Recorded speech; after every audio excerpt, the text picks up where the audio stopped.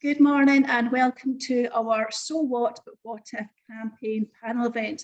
And today we're discussing online dangers and grooming.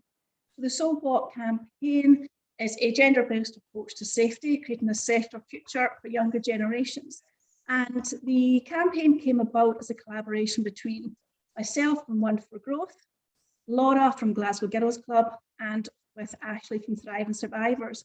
And we held a women's safety panel event last November now in 2021, and it created more questions than answers. And we decided to create this campaign that will go on for a year, and it will finish on the 9th of December this year. And every single month we do a live panel event discussing quite difficult subjects that we need to break the stigma and make them open conversations in order to improve safety for the younger generations and to see what we can do as different campaigns and individuals to move safety forward at a quicker rate than it currently is. Now, we have an amazing panel with us today, and I am going to let you all introduce yourself. So I'm just going to go round the table, so to speak, on Zoom, and start with yourself, Jeremy. Hi everyone, my name is Jeremy Indica. I make content online that discusses the topic of child sexual abuse. I've got a YouTube channel and various social media platforms. And one of my big aims is to get these discussions out into the open that are not being had currently. Thanks, Jeremy. Marianne. Marianne, can you hear us? Yeah. If you'd like to introduce yourself. Hi, I'm Marianne. I am an outreach worker for the Enough project at Glasgow Women's Aid. So we support young women who are aged 13 to 19 years old, who have experienced any form of relationship abuse or are at risk of sexual abuse, online abuse, financial abuse and grooming within their own relationships. Thanks, Marianne. Kim? Thanks, Heather. I'm Kim Flower. I'm working with the Gilded Lily in Govan, and I'm project managing a 3-year programme called The She, which is all about supporting her empowerment. And one of the areas that we're very much concentrating on is social media, online sexual harassment, touching on online grooming. So that's really what I do. I'm here as partly as learning as much as sort of giving. I'm here to learn quite a lot as well. Thanks, Kim. And Stuart. Thanks, Heather. My name's Stuart Allardyce. I'm one of the directors of the Lucy Faithful Foundation, and I manage our Stop It Now Scotland services from Edinburgh, but we cover the whole of Scotland. Stop It Now Scotland is a child sexual abuse prevention charity. My background is a social worker that's kind of worked in the sexual violence field for about the last kind of 20 years or so, particularly a lot of work working with those people who have committed sexual offences in the first place. Thanks, Stuart. So I think we'll kick the conversation off with yourself, Stuart. So you were going to give us an overview of what the current online dangers are for youth at the moment. Yeah, so I want to talk a little bit about kind of online solicitation and online grooming and what the data is telling us about the kind of nature and scale of the problem. And the nature and scale of the problem is vast and complex. So there's a number of ways of looking at this issue. One is looking at data that we have from the criminal justice system. And we know that in Scotland, we have kind of just under 1,000 people who are charged with offences in relation to viewing sexual images of children. And we also have, it's quite difficult to kind of pull out the data about online solicitation for some technical reasons, but it's probably around 1,000 people who are arrested each year for online offences involving online solicitation and grooming of children in some way. The important thing to get across is that the criminal justice statistics are the tip of the iceberg. And we have a vast, enormous issue that almost never comes to the attention of law enforcement. So if you look at the statistics from the National Crime Agency, and they produce a threat assessment every year.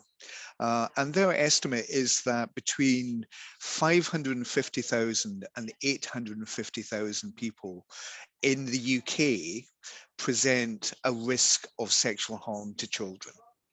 Now, they come to that figure by looking at the people who are already in the criminal justice system, both contact offenders and online offenders. But then they particularly flesh that out through what they're seeing in terms of their intelligence reports, in terms of online behavior, both on the surface net and on the dark net itself. So we see a vast kind of the issue of cases here, and those figures might sound remarkable in a Scottish context. That would mean what, between kind of 55 and 85,000 people kind of present a risk of harm to children.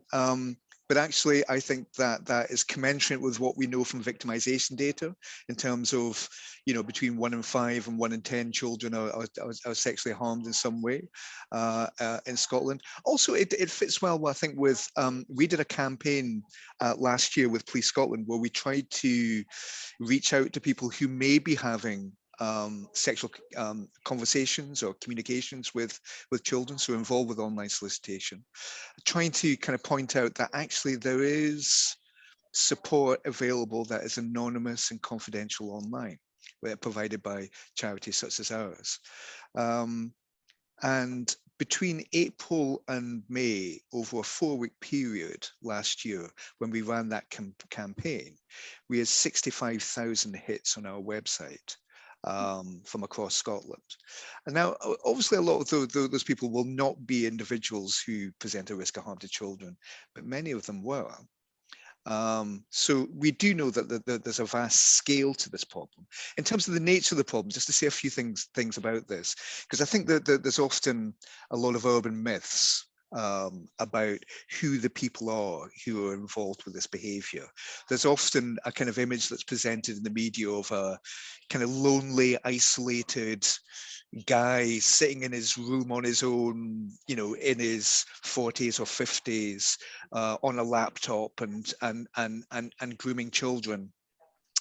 Well, the first thing to say is that in terms of the people that we work with every year at Stop It Now Scotland, who have been involved with online solicitation of children, people come from a wide range of backgrounds and a wide range of ages. And indeed, many of the people that we work with are married or in relationships. Many of them have children themselves. Sometimes they present a significant risk to their own children, sometimes they don't. The main trajectory that we see into the behavior is people saying to us that they've been involved with large amounts of cyber sex behavior generally online, and they have gravitated towards interactions with teenagers, often because actually they found teenagers more suggestible and more able to do the things that they wanted people to do online, and they move then towards using kind of coercion and various kind of strategies over time. But it's important to think about actually how people move to that position, and they're coming to it often from a whole range of different kind of cyber sex activities. The other thing in terms of kind of age, just to say something about that, is actually the data would suggest that actually there are quite a lot of young people and young adults that are involved with online solicitation. And indeed, a Scottish Government analysis of some of the justice and police data about 5 or 6 years ago suggested that the average age of victim of online solicitation in Scotland was 14, and the average age of perpetrator was 18. So we need to recognize there's a significant issue around kind of young adults. And when we put messages out about stranger danger, actually sometimes the people who are involved with online solicitation will know that they're the child that they're grooming from school, for instance. So there are kind of key problems with some of the kind of stranger danger kind of messages that we have in all of this. There's more I can say, and we can talk about the kind of process of grooming, but I think, you know, I'll stop there and kind of open it up for kind of wider discussion.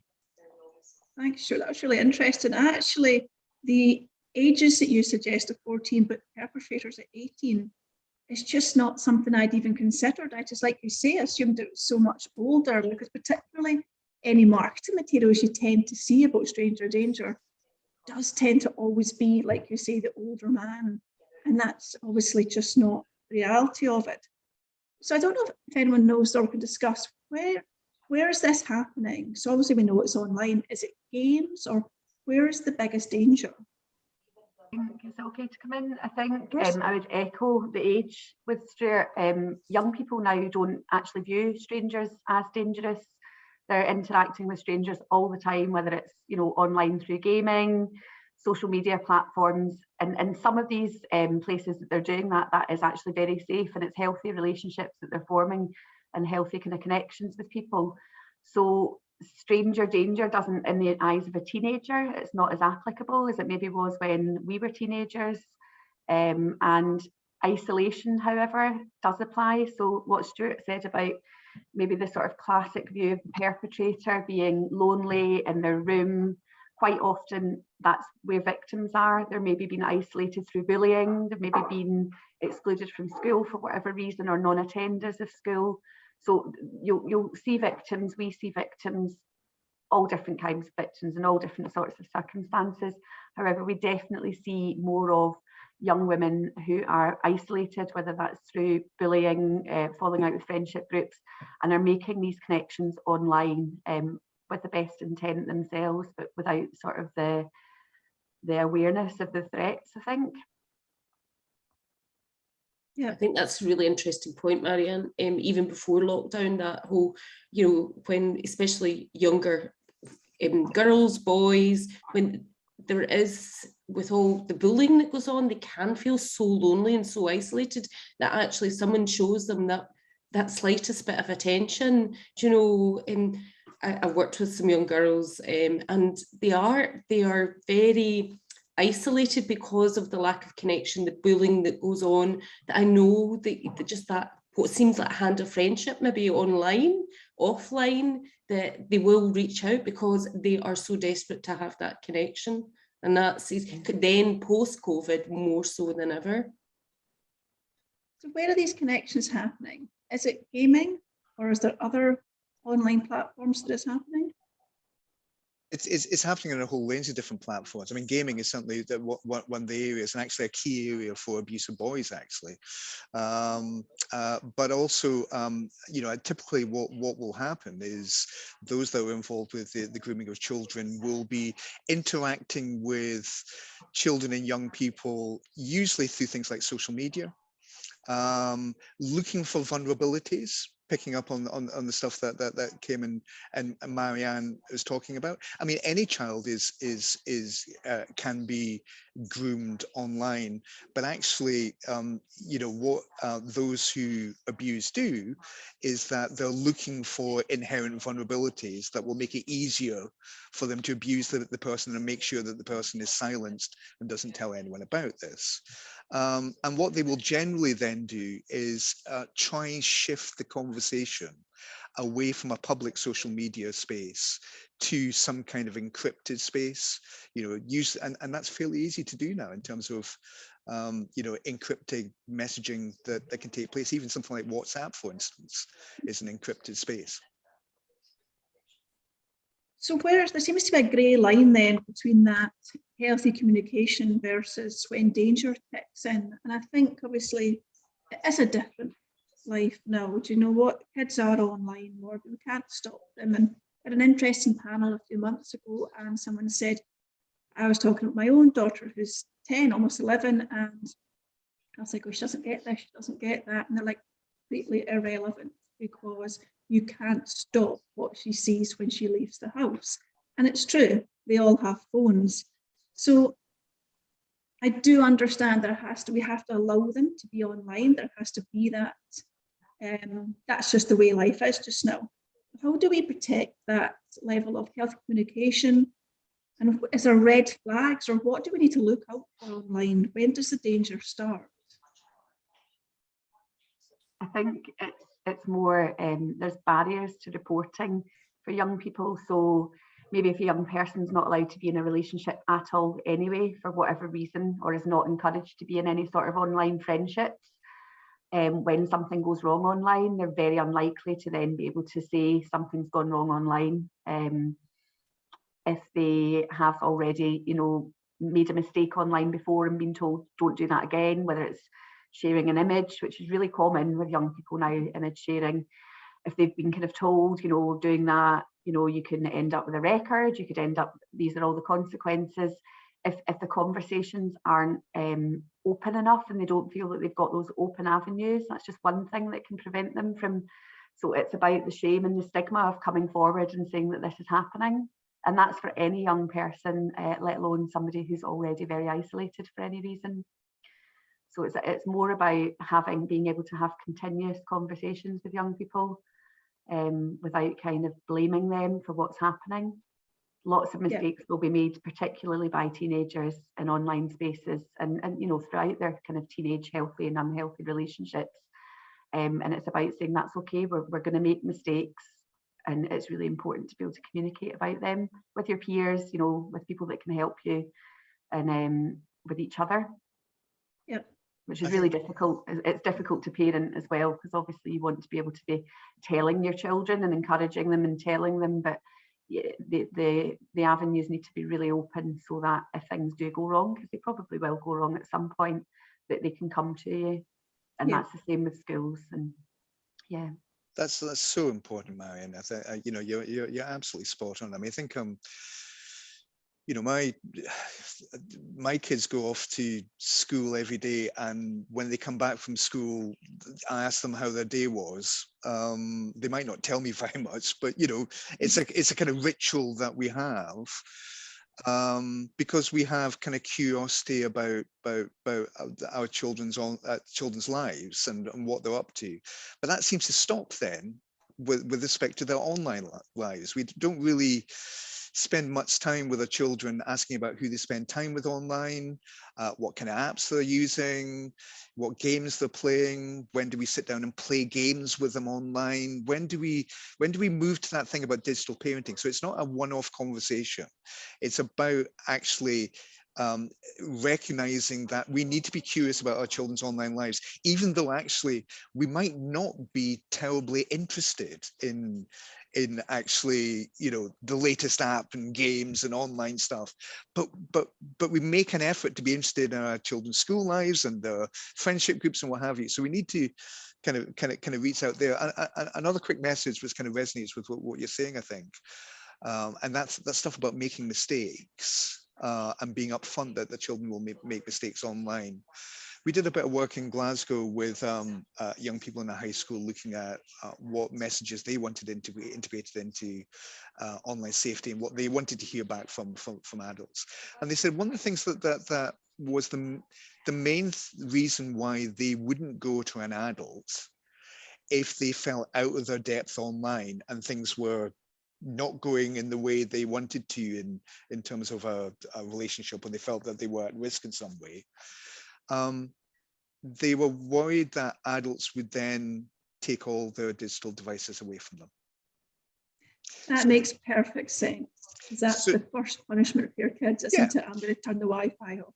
So if they were saying, actually, if adults could give us a message which is, look, if there's a problem, or if you make mistakes, what we'll do first of all is make sure everything's in place to keep you safe. And if we can do that, keeping you online, then we absolutely will. It might not be possible, but if we can, we will. For me, it's also, I feel, a challenge. A big part of the challenge is when we're asking young people these questions about, what games are you playing, what apps are you on, can we check it's like a checking process that they're not interested in us being involved in. We are adults, we are ancient, we come from a different era, we know nothing, and they will give you, I feel like they will give us the answers that we want to hear, much like the question of how was school today? It was all right. Get up to much? No. Like they don't want to interact with us. So how can we, for me personally, it is about open conversations and letting them know that, if they are out of their depth or they feel in danger, you can come to us for sure. I think that's absolutely necessary. But I also think it's about how to empower them on how to use the tool so that they feel confident in using the tool, right? So it's like how to challenge their mind to feel like, okay, we've got this tool, which is a mobile phone, and how can I use it skillfully, right? So you're actually encouraging the child's ability and empowering them to make decisions whilst they're online, because we are not there while they're online, right? As soon as they're looking at their phone, they are in a different planet. They're in a different world without you there anymore. So I do completely agree with this being an open conversation and an open space, but that actual concept of it being an open space and you can come to us if there's any dangers or you feel out of your depth, that's always been the case. Even before the internet, we were being told that when we were out on our bikes, if anybody approaches you, you can, if you lose this, if you break this, you can cut that philosophy's always been there. I agree with it. But I just also think we need to come around the other side as well and get these young people feeling confident, empowered, and get them very skillful. You're absolutely right. Yeah. So sharing links, things of letting them know how to take images down themselves. I know that if a young person phones into Childline, somebody's been maybe coercing them to send more images, blackmailing them. The Childline counsellor will, without reporting it and escalating it, just send them a link so that they can have that taken down themselves in a confidential space. So that isn't necessarily protecting future children, but it is empowering that child. And definitely, I completely agree with you, Jeremy, but I think just one of my main points was more just assuming that they are going to make mistakes and that these things are going to happen, and they're not in trouble at that point. Absolutely. Because that shuts down reporting all sorts of abuse for young women that we work with in all sorts of circumstances. But definitely with parents, schools, police, if they think that they have been in the wrong, even in the slightest in the first place, they're never going to try and seek support for it. But yeah, I totally agree with you. Empowering them is so important, and there's so many resources now for young people online. Yeah, this is an interesting way to ask then. So I think both points are really actually important. I think they can work really well hand in hand. So at what point, so again, I always try and relate this back to a 10-year-old, and we have so many parental controls on all her online stuff, be it laptop, phone, whatever. She's got so many parental controls, but I know that it's almost pointless because none of her friends do. So are we better? So I suppose my question is, do you think there's enough parental controls out there on devices? Or is that education piece that Jeremy is talking about, is that more important? Because if they're going to see stuff anyway, is the education side more important than the parental controls? Can I just quickly come in there, please? Parental controls are easy to get around if you've grown up with technology. If you're in a peer group and your friends are seeing something that your parents have stopped you from seeing, you will find a way around that, no problem. And your parents will never find out because they don't know about technology half as much as you do. So that's my. So that's absolutely right, and but they are useful with younger children. Understood. But actually, they become less effective as children move into adolescence. But there's some basic principles here, I think, about child sexual abuse prevention more generally, and then we think about how we use them in those principles in online spaces. So there's some really interesting research that's come out from Australia over the last 2-3 years, looking at support for parents around child sexual abuse prevention. and comparing that kind of messaging that we commonly give about to parents about what child sexual abuse is and what the signs and indicators are, and what you should do if you're concerned, and looking at what impact that has in comparison to some basic stuff around parenting. And the suggestion that's coming from that research is that the stuff that's probably more effective around child sexual abuse prevention is age-appropriate gatekeeping and monitoring, which, going back to kind of Jeremy's point, you know, when we were all kids, when we were younger, you know, when you're young, your parents know who you're hanging out with and where you are. As you move into your teenage years, there's a bit of that, but actually there's also a little bit of that's impossible to monitor as a parent, and we need to accept that. So age-appropriate gatekeeping and monitoring, and then warmth and openness in parenting style. So if things go wrong, that actually the child feels that they can go to their parent and not be judged in relation to that. And finally, the last component is the building of resilience for children and being able to handle complex situations as they get older, which is back to that thing then about digital resilience. When kids become teenagers, we will not be able to monitor them online. Let's be frank about it. So we need to make sure that they have the skills to be able to navigate risks themselves. And if things get out of hand, they can go to adults and get help. Yeah. I like that actual discussion on digital resilience, because that brings us quite well on to my next question, which is around education. And is there enough of it within schools in regards to this? And obviously, since primary one, kids are now on computers. So like you say, they're far more adapt to the online world than most of us probably. But obviously, Kim and Marianne, you deal with children, you are in there teaching them, you're educating them and working with them and hearing the stories and experiences they're going through.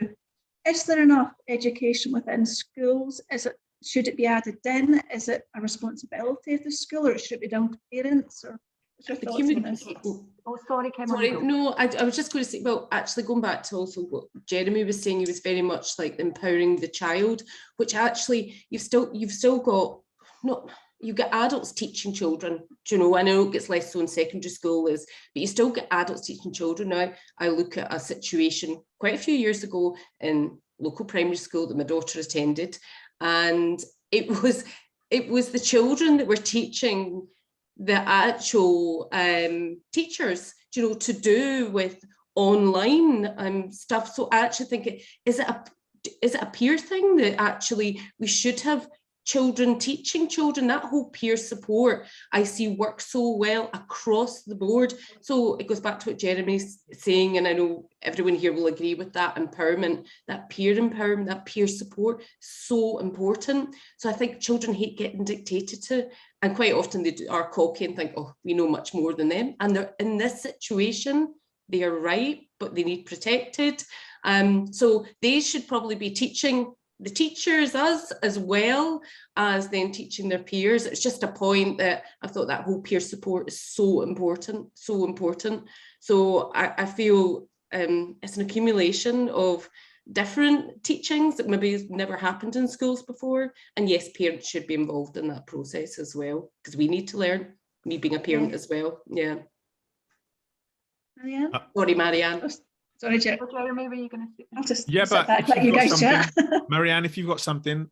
I was just going to echo what you said. Yeah, I think there's definitely a massive part of the curriculum is digital safety. However, teenagers, if you ask teenagers, I'm sure they'll tell you, you know, yeah, we get it, you know, it's all the time, we get it all the time. Don't do this, don't do that, don't do this, this is dangerous. And I'm not too sure if what's trying to be achieved is being achieved. No disrespect to education services, they're obviously doing their best, but it's just the nature of teenagers is they don't like Kim said, they don't like being told what to do and what they can't do. It's like drugs, you know, don't take drugs, drugs are bad. We know that message doesn't really work with children and young people. So yeah, welcome some other sort of approaches. And I don't I don't feel that education only has to be coming from school. I mean, where else are children? Where is children's attention? They go to school because they're told to go to school. They're learning so much from their phones. It's incredible. They're learning from social media posts. They're learning from TikToks. They're learning from TV. They're learning from film, right? So why can't we also meet them where they're at? Right? Why can't we start making incredible, engaging TikToks about these conversations? Why can't we make a TV series following a character that goes through all of these troubled times, and they're so invested in the character, and they're learning subconsciously about the troubles of the internet? We just keep our fingers crossed that more celebrities start talking out about this. That's education as well. Not everybody gets on with the school environment. They're learning from all different aspects. Jessie Nelson came out with who's a musician from Little Mix, and she's got like 8 million followers on Instagram. She came out with a documentary called Against the Odds, which was about online abuse. And can you even imagine how many millions of children young people watched that and took inspiration from her to be more aware of what they're doing online? So I feel like education needs to come. It's the new world. It's not just school. Education needs to come from every angle, and we can help do that. Stop It Now. I know that Stop It Now made an incredible short series of videos about about your service. If you feel like you are in danger of looking at something illegal online, you can call us anonymously. And it was filmed so well. It was so engaging. I did a reaction video and put it on my YouTube channel because I was so impressed. And I commented over it. And I just think, let's use the media space as well. Let's reach these people where they're at. That's how they consume information. But totally agree with you, Jeremy. I mean, I think it is about public education. I mean, schools have a role, but it's only part of the solution. The work that we did in Glasgow, where we, got young people to tell us what they wanted at different kind of age groups. The kind of key messaging that we got from young people about how they want to learn about online safety was they didn't want a teacher standing at the front of the classroom, chalk and talk, here are the things that you need to know. What they wanted was discussions. They wanted to sit in small groups and talk about what are the risks online and how do you navigate that and what people's experiences are, kind of learning from their peers and developing the kind of compass that allows them to navigate the stuff themselves, with some adults nudging them in the right direction. I think the other thing that came from that bit of work that we did was that young people were saying the discussions on online safety take place over here, and then we have these other educational inputs that are about consent, and actually nobody then locks those two things together in any meaningful way, because the key thing about online safety is how do you have safe and trusting relationships online. So the ideas around consent need to be applicable in online spaces, but we don't lock these things together for teenagers in meaningful ways.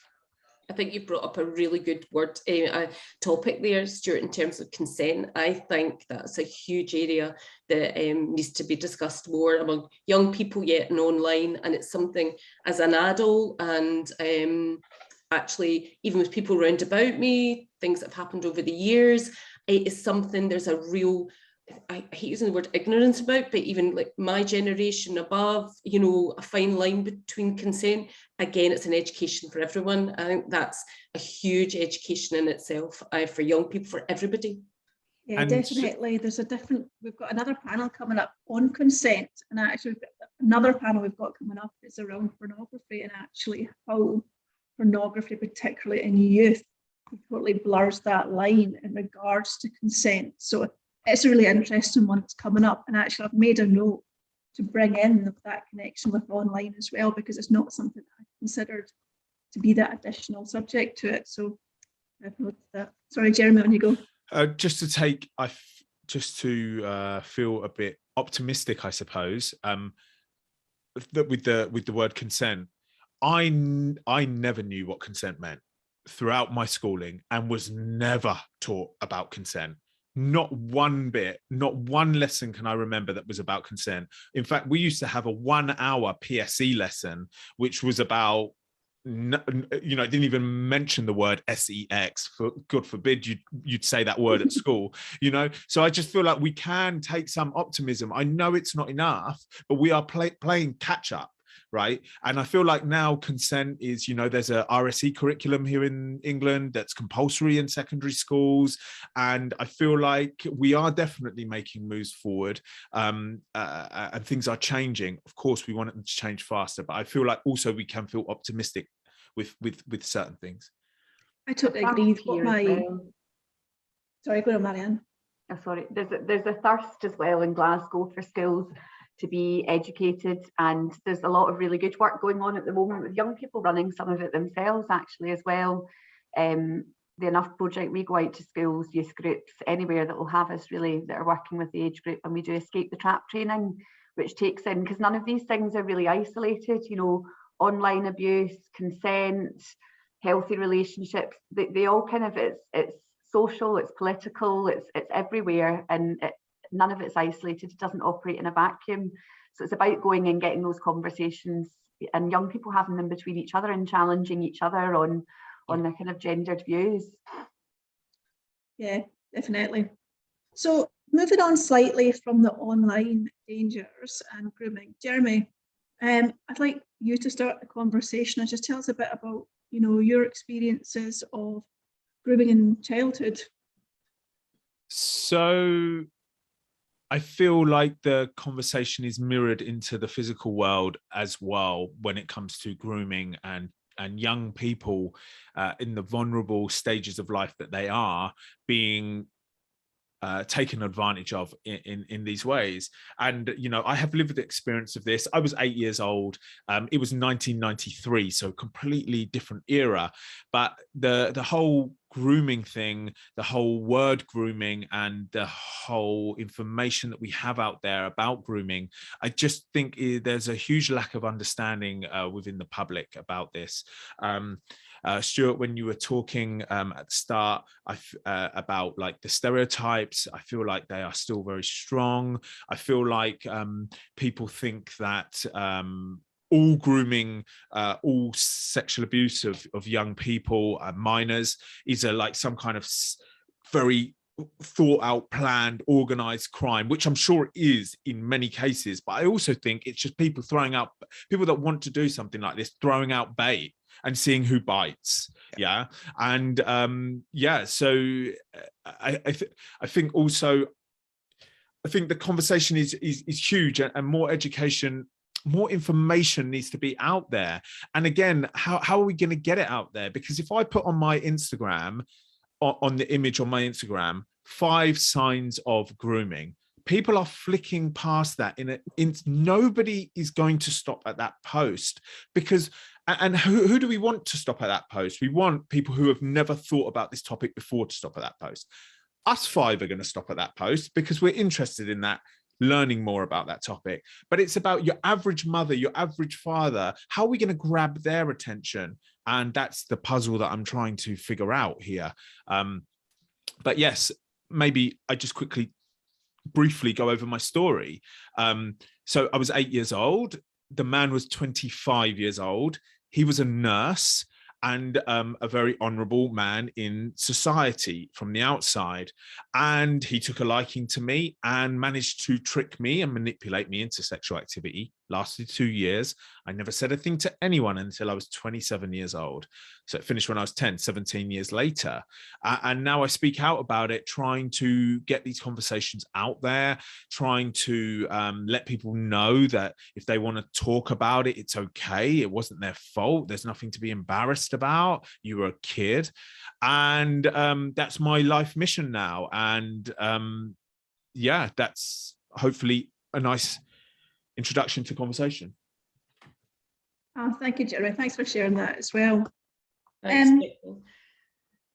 There you go, Kim. What you want? I was just saying thanks for sharing that, Jeremy. And there's one word that springs to mind. I know it came up earlier on. Was I think a lot of people, children and people. One of the biggest things that I come across in various personally and other people around about me and people I've worked with is the word shame. And I didn't know what shame was. I didn't find out that I'd lived with shame all my life till I was in my 40s. So I think that's another conversation that needs to, should really open conversation about, shame. And, it changed my life, actually realizing I'd carried shame all my life. And I think having these conversations can really, really, really help and going back to that word, empower everybody. Yeah, Madeline Black, we've talked to her a lot about this, and she very much is like, it's not her shame to carry. Yeah. And it's such, like you, when she realised that, it was such a powerful moment to start healing and moving on. And so, obviously, we've talked a lot about, educating children, being able to speak up, that trust. And obviously, there's still a big question that actually none of us potentially have the answer to right now, is how do we do it in a way that the kids are going to see it? Because, like there's TV programs that go viral, and there's influencers out there that really, if they were talking about these things, that make a difference. But how do we, where is the information just now? And for children to know, how are we going to get them to read it? Because sure, I know you guys have so much amazing content on your website. We have shared it multiple times already. How do we get kids to learn about this? Like, what is the next step going forward? So I'm going to push back a little bit on this, actually. Because there are resources out there. If we have a website called Upstream, which is for parents and members of the public in Scotland, which is all the practical things that we can do as parents to prevent sexual abuse happening. And you'll find resources there that, like the NSPCC's Pantosaurus resource, which is a terrific resource for kids between probably about kind of 3 and 8 in relation to child sexual abuse prevention, and them understanding their bodies, and understanding that adults don't have a right to touch and have access to their bodies. So, I mean, there are brilliant resources out there, but my pushback is this: I don't think it's the responsibility of children to stop themselves being sexually abused. I think it's the responsibility of adults, and it's the responsibility of adults who present a risk of harm to kids to make safer choices, and for us to get the right messaging out to them. And it's the responsibility of those who are already protected to be better protectors. So our helpline, on a daily basis, aside from the calls that we get from people who are offenders, we get loads of calls that come in from parents, for instance, who have questions like, so my uncle is playing with my 3-year-old daughter in a way that makes me feel uncomfortable. And he started telling some jokes about how my 3-year-old daughter is his new sexy girlfriend. What should I do about that? And we need to get better at helping people have those conversations and think about protective actions, probably through the stuff that Jeremy was talking about, through public education and recognizing this as a public health issue. I love it. Yeah. Again, I just want to say, Stuart, I love Stop It Now's work. So I'm all for this conversation. And we've talked now for 3/4 of this meeting about educating children on how to avoid or protect themselves. We probably should have also talked about how we're going to educate children on how to not commit these crimes as well. Because if you take a school of children, at least one of those children are going to grow up to somebody who commit a crime of a sexual nature, right? And I think the percentages or the statistic would be scary on that. So, like, are we going to talk to children about protecting themselves? Yes. Are we going to talk to children also about how to, I don't know how to word it, how to avoid committing a crime of a sexual nature and why you shouldn't commit a crime of a sexual nature? And then, of course, are we going to work with or support, however you want to term it, the people who are looking for help, who feel like they're going to commit a crime of a sexual nature and that need support in not doing so. I love that you flipped this round, actually, because it reminds me very much of the women's safety panel we had, where there was a lot of discussion about apps that women could use to keep themselves safe, things that women could do. It was all about what women could do and girls could do. Actually, if people stopped harming them, then we would need all these things. So how do we, it's a brilliant point. And actually, why should we have to educate our children so much? I think, sure, you're absolutely right. If we could educate the people that are likely to do the harm or prevent that, surely that would be a much more successful early identification as well. And that's amongst, we've not really talked that much about peers as well, which is a shame, because the most influential thing on any young person's life is their peer in most cases. And if peers can be just talking to each other, if we can equip them, like Jeremy said, give them the tools, equip them to be having these difficult conversations, and kind of create and foster an environment where calling out is actually okay as well, in a safe, productive way. You know, calling out, you know, that was a bit weird, what he said or what she said is a bit off, that's off. It'll help us identify things earlier, you know, in order to protect people from themselves and protect their potential victims as well. You're right. There's a really key important stuff on bystander interventions and all of this, and that has to be really upstream in terms of preventative stuff, but also further downstream as well, insofar as, you know, we know that if children are to tell anyone in childhood that they have been harmed in some way, they are more likely to tell a peer than anyone else. But actually, all our systems around safeguarding are about going and speaking to an adult. We don't think about the protective capacity that peers could bring in these situations. Yeah, very true. Yeah. Okay, perfect. So is there anything else that we've missed that you guys want to talk in more detail about? I'm aware that time is short, and all these panel events are always the same. I make a massive list of questions that actually could be another 10 panel events. It would be really useful just to say that support absolutely is out there, because we've not really talked too much about being a victim to this. Support is out there. Confidential support is out there if you don't want to report and escalate. And also that if you feel that this is happening to a friend, the support is out there for you as well, because it's quite a hard thing to support somebody with. And also that not all victims, particularly in teenage years, and particularly if they've experienced adversity elsewhere, will see themselves as victims at all for a very, very long time. So, you know, that's a challenge as well, helping a victim to see that what's happening to them maybe isn't a good thing in some cases. In regards to victims, does it tend to be, if, you know, later in life that people come forward with this? Can you help more if it's identified earlier? You know, is it, you know, I know that the case studies I've looked at, it tends to be adult, like you said, Jeremy, yourself. Later on in life, you actually start coming forward. Does it help better with recovery or healing or learnings if it's discovered earlier, like if you did know, if you did come forward?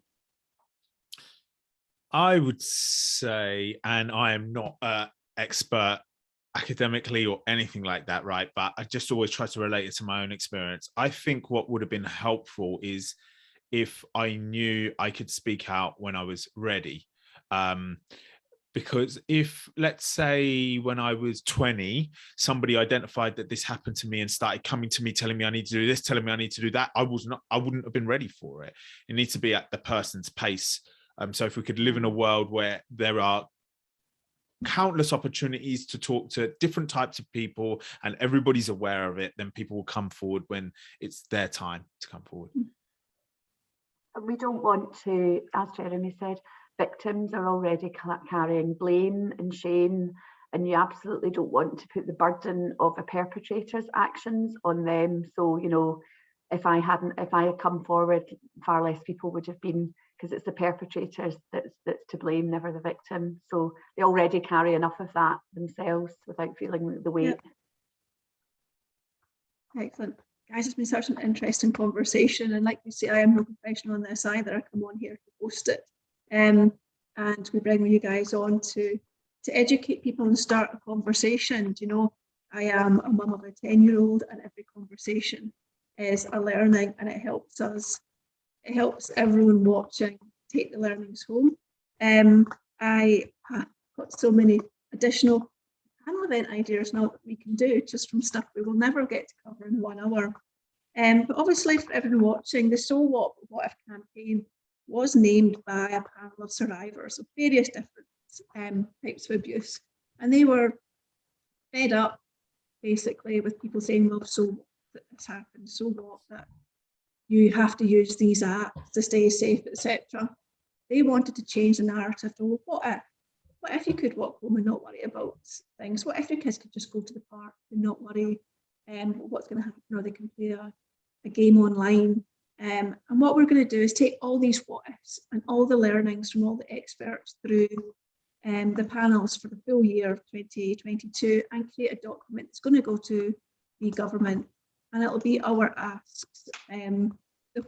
This campaign is not about one person, it's a platform to bring everybody together to give their views, to open discussions, to create learnings and more questions. So what I'd like to finish with is go around the panel and ask you, what is your what if? So Jeremy. Can I go? I haven't got. I'll come back to you. Yeah, Marianne, what's your what if? What if there was no risk of sexual violence for young people whilst online? Thanks, Marianne. Stuart? I'm going to cheat and throw in two, which is, but they are related to each other. One is, what if every adult who was worried about their sexual thoughts and feelings towards children or their interactions with children managed to get support before they committed an offence? And similarly, what if every adult who was worried about the safety of a child was able to get the right kinds of support to be able to protect children more effectively before abuse takes place? Stuart. Kim? Mine's similar to Stuart, is what if everyone felt supported? So whatever side you're on, they felt supported, because everyone struggles, you know. So what if everyone felt and was supported? Jeremy, back to you. Mine would be, what if the education system gave as much priority to these subjects as they do English, maths and science? Good, it's good. Yeah, very good. It was worth waiting for, Jeremy. That's a good one. Thank you. So for everyone watching, thank you so much. I hope that it's helped you. I'm going to ask the panel to send me all the different links of resources and help that we've mentioned through this, and we will add it to both the Thriving Survivors and the So What website. We will be downloading this and adding it onto all social channels and sharing it with our panel. It'll be on YouTube, it'll be on the website. Please share it, watch it, ask the questions, start the conversations, and if it's created more questions for you, then please ask us. We will tag everybody in the posts as well. So if you want to have further discussions, it's there. Importantly as well, if this has brought up anything difficult with yourself, if you need support or help, then you can get in touch with Thriving Survivors. You can get in touch with Stop It Now. There's, like the panel said, there's so much support out there. Please do not be alone and come forward and have that conversation. Of course, the campaigns coming forward, we do a campaign. It is the third Friday of every month, and we've got campaigns coming up. The next one's July, and that's on safety in the LGBTQIA+ community. We've got a brilliant panel coming on for that. We then get a panel on consent, which we have had multiple conversations over the month of May on, which are all pre-recorded, but we're bringing it all together on a live panel as well. We're then going on to a men's panel, which I won't be on that one. That is going to be posted via mail, and it's solely going to be men on that panel. And then finally, we're going to finish up in November with our safety campaigns panel. And that one is where we are basically, we will have the paper ready for the government. We'll have everyone's what ifs, and we will discuss that between all the safety panels and see if it's right, if there's changes to be made, if it is what, you know, if it's ready to go. And then we'll finish up the end of this year in December with a face-to-face event where everybody is welcome. And we will go through the what ifs. We will have some of the campaigns and some of our speakers from the year up talking as well. And it will be a pretty special event to end this on. Although, to be honest, I think we've got to have years worth of panel discussions on this. So thank you everybody for watching, and thank you so much to the panel for all your input. And we look forward to seeing you next month for our next panel.